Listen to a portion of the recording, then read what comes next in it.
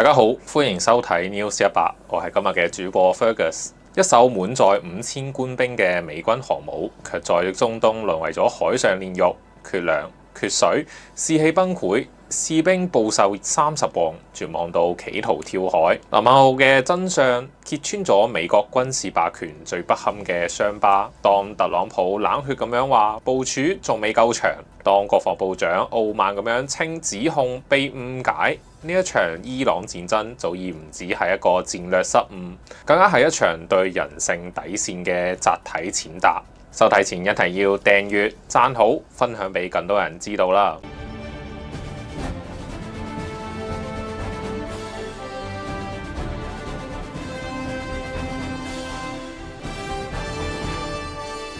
美國航空母艦林肯號目前正在中東海域執行對伊朗嘅戰備任務，截至8月中旬，已經連續部署超過260日，且未曾靠港修整過。呢一艘象徵住美國軍事力量嘅核動力航母，如今被英國衛報及多家國際媒體曝光，艦上嘅環境惡劣，糧水短缺，官兵身心狀態亦都瀕臨崩潰嘅邊緣。根據衛報調查報導，林肯號上多名士兵嘅家屬聯合發聲，指控艦上嘅生活條件慘不忍睹。有位母親受訪時表示，佢嘅兒子喺艦上服役，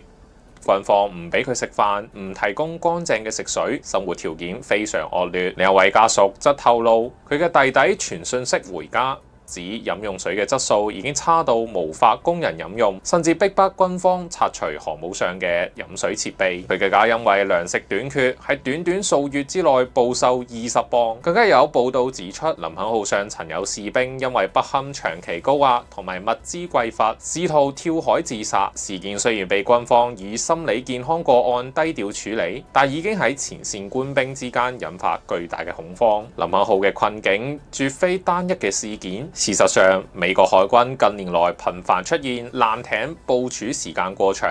維修延誤、人員疲勞等問題。2024年，美國海軍審計報告已經指出，超過一半嘅作戰艦艇未能按時完成維護，直至影響部署節奏。而林肯號今次嘅部署原定期為7個月，但卻因為中東嘅局勢升級，被多次延長，最終超過咗260日。更加嚴重嘅問題在於物資嘅供應鏈。根據美國海軍內部備忘錄顯示，林肯號喺部署後期，淡水淨化系統因為缺乏備用嘅零件而效率大減，導致飲用水質惡化。艦上嘅食品儲備亦都因為補給艦延誤而出現短缺，部分官兵被迫減少每日嘅餐量。呢一種非戰鬥減員嘅情況喺現代化海軍中極為罕見，暴露出美軍後勤系統嘅脆弱性。美國智庫戰略及國際研究中心嘅海軍分析專家指出，美軍目前同時應對歐洲、中東同埋西太平洋3條戰線，艦隊嘅數量嚴重不足，導致現役嘅航母被迫延長部署週期。呢一種用時間換空間嘅策略，正在透支美軍士兵嘅身心健康，亦都侵蝕住部隊嘅戰鬥力。面對排山倒海嘅質疑，特朗普政府嘅反應再一次示範咗乜嘢叫做否認現實。時任總統特朗普回應傳媒提問時，勁稱士兵嘅家屬並唔憂慮，更指林肯號部署9個月遠遠未夠長，暗示未來可能進一步延長任務。國防部長克格塞斯則反駁報道完全被誤解，指稱家屬指控歪曲事實，強調軍方已盡力保障官兵嘅福利。但呢一種冷血嘅回應，只會令前線嘅官兵同佢哋嘅屋企人更加憤怒。有家屬直斥官員否定佢哋嘅痛苦，反而叫佢哋做騙子。呢一種高高在上嘅傲慢，正正係美國體制對人性最基本尊嚴嘅踐踏。政治學者分析指出，特朗普政府對軍人困境嘅冷漠，與其強人政治嘅執政風格一脈相承，將軍事力量視為外交工具，卻漠視工具背後嘅人。呢一種態度不僅傷害軍心，更可能影響未來招募新兵嘅意願，對美國兵員構成長期嘅威脅。但最諷刺嘅係，美國中央司令部總司令庫珀喺8月16號宣稱，喺海軍現役11艘航空母艦中，林肯號嘅心理健康病例係最少嘅。佢讚揚船員嘅韌性，但同時又承認長時間嘅海上服務並唔適合所有人，極具挑戰性。如果呢一種地獄般嘅環境仲係表現最好，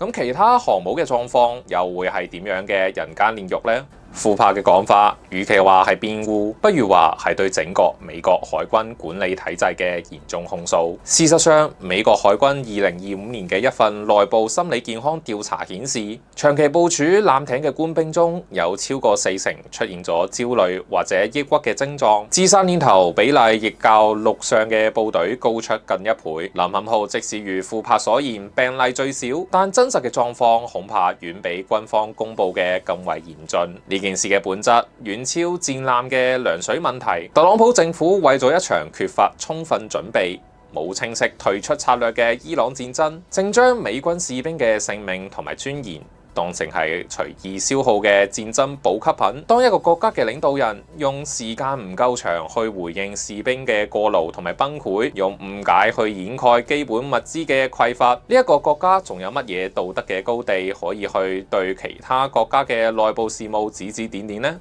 更深層次睇，林肯號嘅困境係美國軍事霸權模式嘅縮影。美國長期以嚟過度依賴軍事嘅手段解決國際嘅爭端，以為靠住航空母艦同行動代號就可以征服一切，但現實係連供養5000人飲食嘅基本物流都搞唔掂，連管理官兵最基本嘅心理狀況能力都欠奉。呢一種外強中乾嘅狀態，證明咗軍事霸權嘅邊界所在。你或者可以轟炸一個國家，但係冇辦法靠航空母艦去建立一個穩定嘅世界秩序。林肯號事件嘅真相可能仲未完全曝光，特朗普政府繼續隱瞞，民主黨就繼續調查施壓。參議院軍事委員會要求海軍部向國會提交林肯號嘅完整後勤同埋心理健康報告。眾議院則醞釀就此事召開聽證會，但呢一啲黨派之爭都改變唔到一個事實：今日喺中東海域上漂流嘅美國士兵，面對嘅唔單止係敵對勢力，更加係一個腐敗、無能、將政治利益凌駕於人性之上嘅決策體系。有評論認為，林肯號事件將成為2026年中期選舉嘅重要議題，民主黨勢必以此攻擊特朗普政府嘅國防管控能力，而特朗普陣營則會試圖將焦點轉移到伊朗威脅，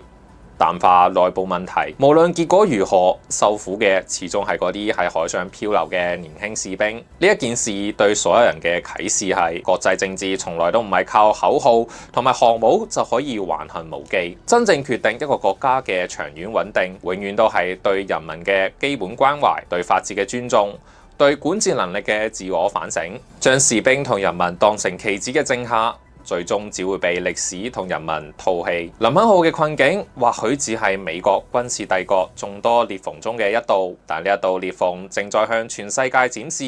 一個無法照顧好自己士兵嘅國家，無論擁有再多嘅航空母艦，亦都無法真正贏得尊重同埋和平。當帝國嘅核心開始富有，再堅固嘅鋼鐵堡壘終將在風浪中傾覆。今日嘅分享就嚟到呢一度。如果大家中意我哋嘅影片，就請訂閱、讚好我哋嘅頻道，咁就可以收到我哋影片嘅通知啦。多謝你嘅收睇，我哋下一集再見，拜拜。